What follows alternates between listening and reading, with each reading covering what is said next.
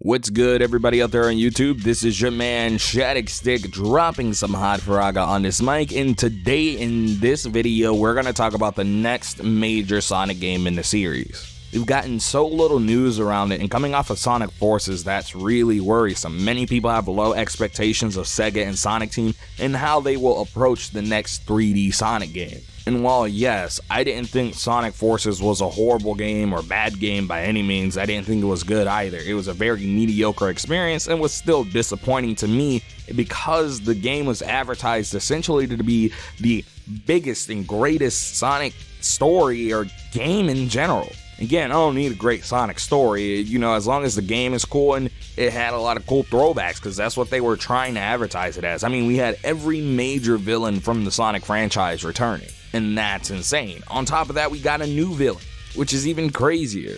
And don't get me wrong, I hate the nostalgia pandering, but that's one of the few times we've seen them really implement things from the more modern games instead of the classic games in terms of nostalgia pandering, in quotation marks. I like to see a lot more of the modern stuff implemented into the newer games. We don't get a lot of that. We get a lot of, the classic and the stereotypical Green Hill stuff. Nothing wrong with that, but I'd like to see them, mix it up a little bit, and that's what Sonic Forces did a little bit, and then they, doubled down on the Green Hill, so there was that. But in this video, I just really wanted to discuss what I want to see in the next Sonic game. This isn't what you want to see, this is what I want to see. But if you want to tell me what you want to see in the next Sonic game, just do it in the comment section below. I'm interested in what you guys have to say about it. Do you want it to be an only 2D game? Do you want to see classic Sonic return? Do you want to see him eliminated? Would you like to see the Avatar return?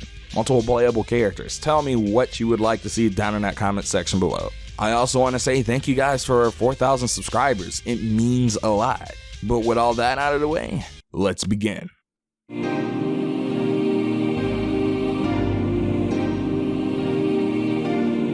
Here I go.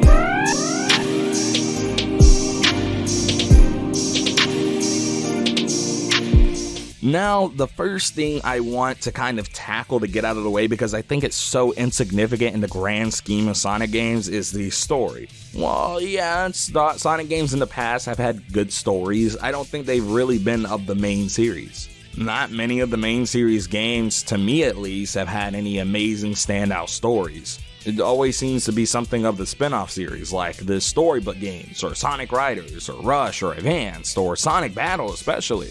Those games seem to handle Sonic's story a lot better than something like even a Sonic Adventure or, Sonic Unleashed. But again, that's just me. Your boy's favorite series are like Metal Gear, Final Fantasy, Kingdom Hearts, and Sonic, so, you see where Sonic stands in terms of story for me, not very high. I love the series, and it's probably my favorite out of all those series I listed, but again, in terms of story, it doesn't touch any of those series. So, there is that. But what do we need to see in this next Sonic game story? Really, I don't think we need anything grand or over the top. I just think the story needs to give Sonic purpose. I like simple stories where Sonic has the purpose and he gets from point A to point B.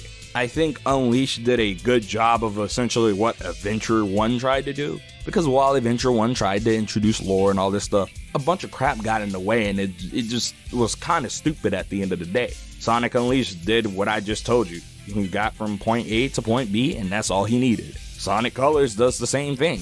And some people may hate the jokes and the writing of the game, but I think it's fine. It's a blue hedgehog that talks. I don't have high expectations. But it started the downfall in writing. Let me tell you something. Sonic's stories, at least the mainline games, were never really that good.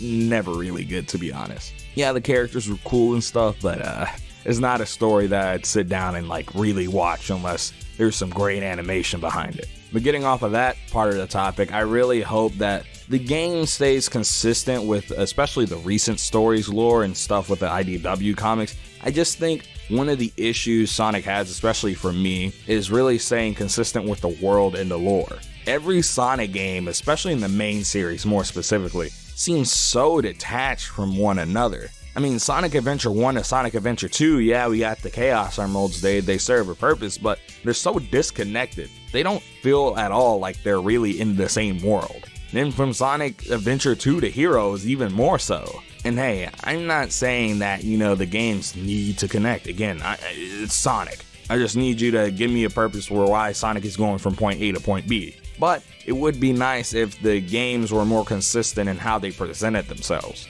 I also hope the story kind of implements other characters in meaningful ways, because I've been playing a lot of games, or specifically Sonic games, and going back and replaying them, and I found one issue that a lot of, especially more recent Sonic games, or just Sonic games in general, where we have a lot of characters, is that they don't really use the characters at all. The characters are just there merely to exist, and that kind of sucks. I mean, if I see Blaze the Cat or Shadow the Hedgehog, I want them to do something. But in recent Sonic stories, they just kind of exist, especially in Sonic Forces. Like, come on, give them something to do, besides getting, like, beat up and waiting for Sonic to come save the day like he's Goku.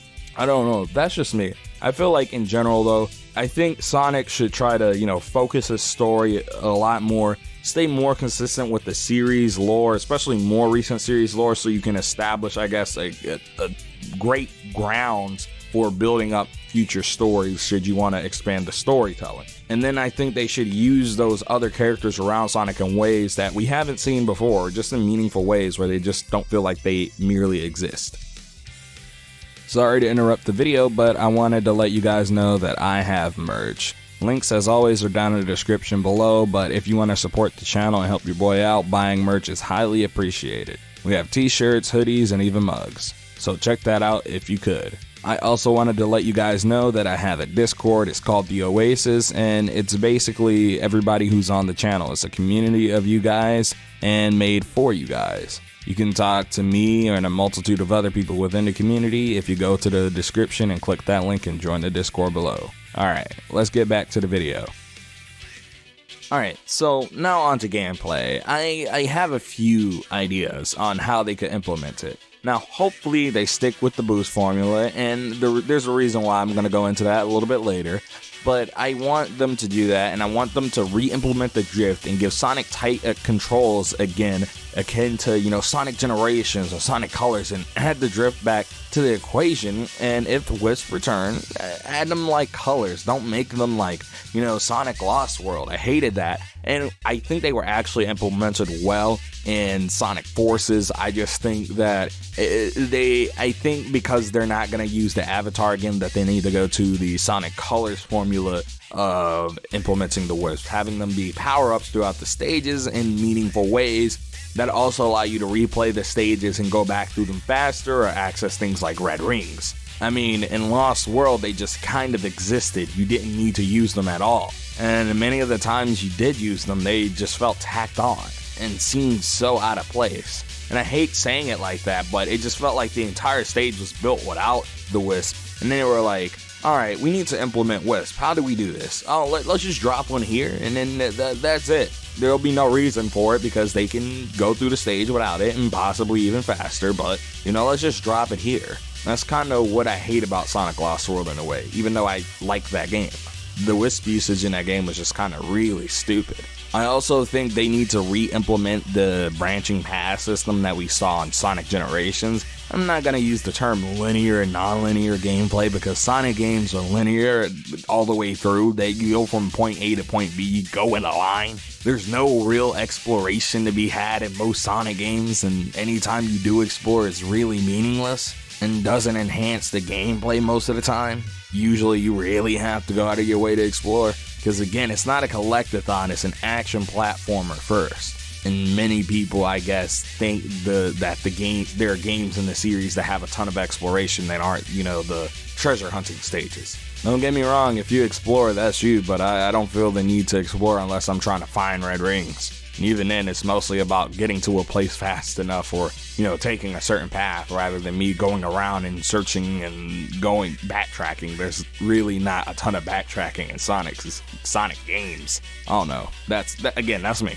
I just think they need to utilize that branching path system to reward players for taking different routes, whether that be speed, rings, red rings, whatever it is. Because again, it adds to replayability and reward skill. The next thing I think they need to do is just drop Classic Sonic in the modern formula.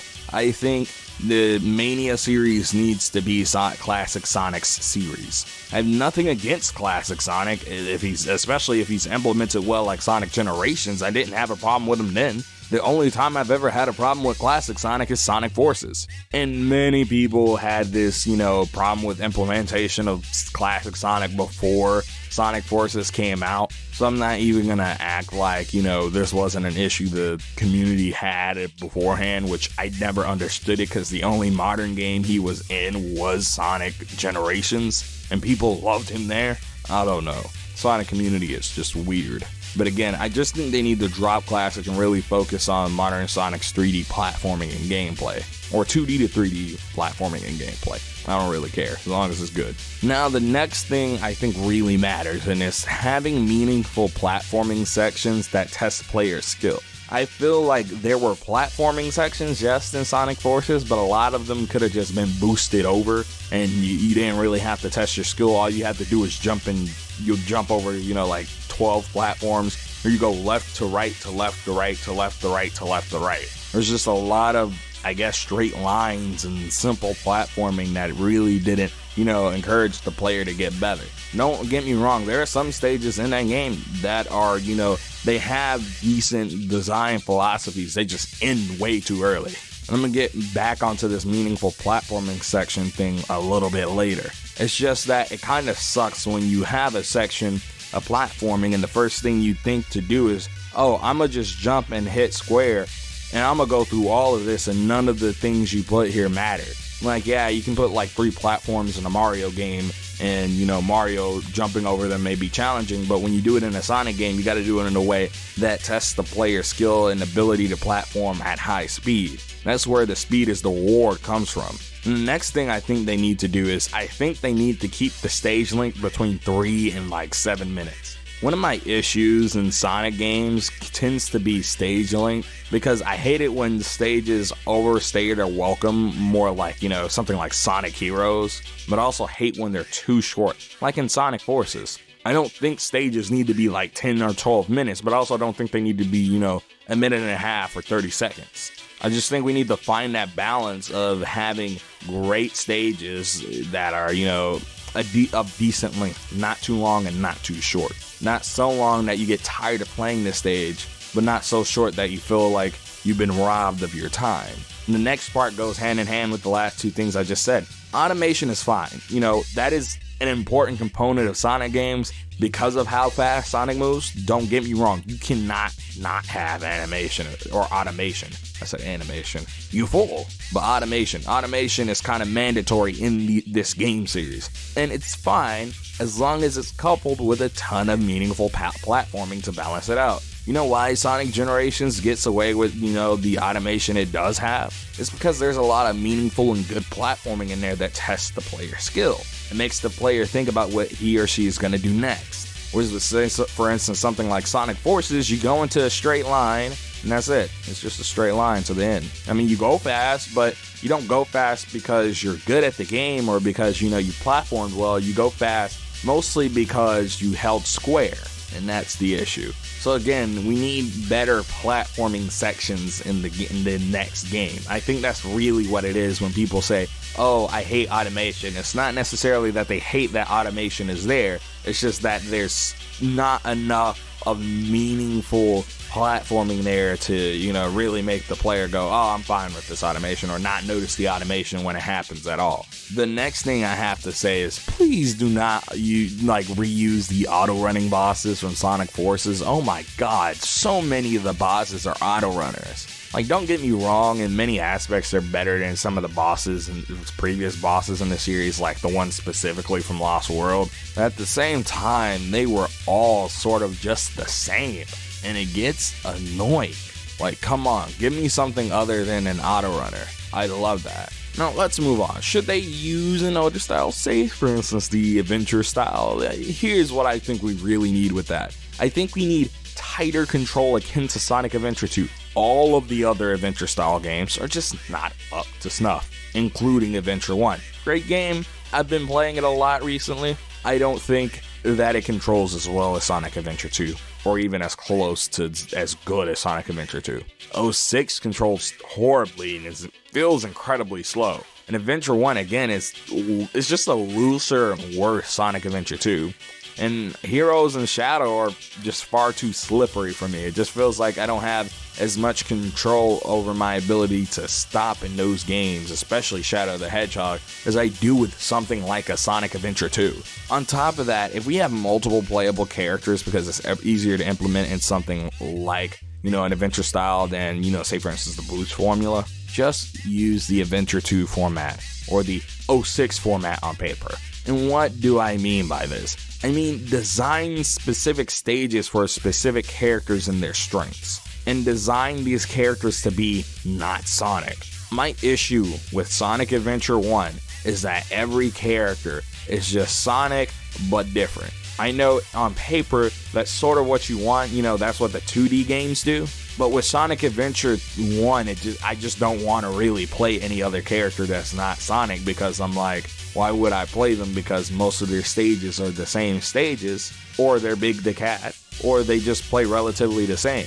I think, Gamma's gameplay style was kind of cool, and I like the direction Knuckles took in Adventure 2. So I think that mech gameplay, if they just make, I guess, not the stages themselves, but more so the mechs control a lot, I want to say smoother and feel a little bit less stiff. I mean, I do like those stages, don't get me wrong, but I feel like if the controls are less stiff for them, and I think the treasure hunting stages are fine in Adventure 2 now that I go back to it. The only one that's really bad is like Mad World. The rest of them are all pretty decent to like good.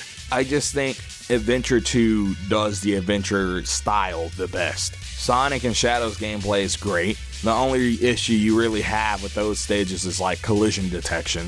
I think the Tails and Eggman stages are also great. They just really need to get around to having the characters not feel so stiff. I get that they're in robots, they're in mechs, they have to control a certain way to give you the illusion that you're controlling a mech, but at the same time, I feel like that you shouldn't have me hindering my gameplay and I guess the speed per se. Yeah, once you get really good at it, you can go through those stages really fast, but the first time through it kind of feels awkward, if you understand what I mean. And then with the Knuckles stages, just keep doing what you were doing. Just don't make Mad Space again, and don't make the stage from the last story from Sonic Adventure 2, and you'll be fine. And when it comes to the level design, just design the level around the characters. That's all you got to do. Now, one thing I think they should introduce for Sonic's gameplay specifically is parkour. Specifically the parkour mechanics from Sonic Lost World. And before you say anything, I think though that Sonic Lost World had the right idea.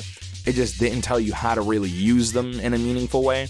And I feel like you weren't given as many situations to really use it to its full capacity, especially considering the game wasn't as fast as I think many people wanted it to be in that regard when it came to the parkour. It felt like many times when you'd be running pretty fast, and then sometimes you'd do the parkour and you would just kind of slow down if you weren't going forward against the wall or anything like that. So say for instance you're running forward and you hit a wall and you're going up the wall and you're holding the run button to go up the wall. Yeah, Sonic slows down, but that's not what people really want. They want Sonic to keep going over that wall instead of slowing down, then going over that wall. The two sections in Sonic Lost World actually do the parkour style really well. I just think it's whenever Sonic's hitting a wall that's directly in front of him where the parkour style gameplay kind of falls a bit short. But otherwise, I think if they combine these things, we'd have a really good adventure-style gameplay, especially for the modern day and age. Even though I'd prefer them to stay with Boost because that's been the most consistent 3D Sonic style we've had so far in terms of how good it's been and in general how well the games have been received, specifically the Boost portions of the game, I think we should stick with that style. But if they go to adventure style, I'm all down for it. Or if we even get Sonic Adventure 3, man, I'm here for it. Now, the last thing I gotta say is about graphics and presentation. We all know the music in the Sonic games are great. Sonic Forces, again, amazing soundtrack and very pretty graphics. I mean, the only issue I think we have on this front is that I think people wanted, all the options there for Sonic Forces. Because while it looks good, we know a lot of graphics options were locked out, and that with mods that re-enable them, the games could look better. I really think they only left them out because of the consoles and trying to get the game to run at 60 FPS instead of like 30. That's it. Nothing more, nothing less. The really big thing with the presentation that they really need to fix is just the animations, because Sonic Force's animations just were not as good as any of the other animations in the series. Like, Sonic typically gets the animations and stuff down really well, even if the game is bad. Except for 06. 06 does not get them right. But otherwise, they get them down well, and Forces was it left a lot to be desired, to be honest. Game kind of felt lifeless in many aspects because of this. And that's really all I want to see from the next Sonic game when it comes to presentation. Well guys, thank you for watching this video. I am extremely excited if you made it all the way to the end. I know this is a longer video, but I wanted to make it. I've been thinking about it a while. I have all my notes and stuff written down. It's just been a wild ride. There's a reason I haven't uploaded in a minute, because things are happening in my life. A lot's going on right now. So sorry if uploads are scarce. But guys, remember, this has been your man Shadicstick. Don't forget to comment, like, and subscribe. Join the channel as a channel member. It's as cheap as $2 a month, and it directly helps the channel. But guys, remember, Hot Faraga turns to Cold Saga. Make sure you chill out some of my other videos. And follow your boy on Twitter. Links are in the description down below. We're out of here. Peace, kiss, kiss, and let's make it to 5K.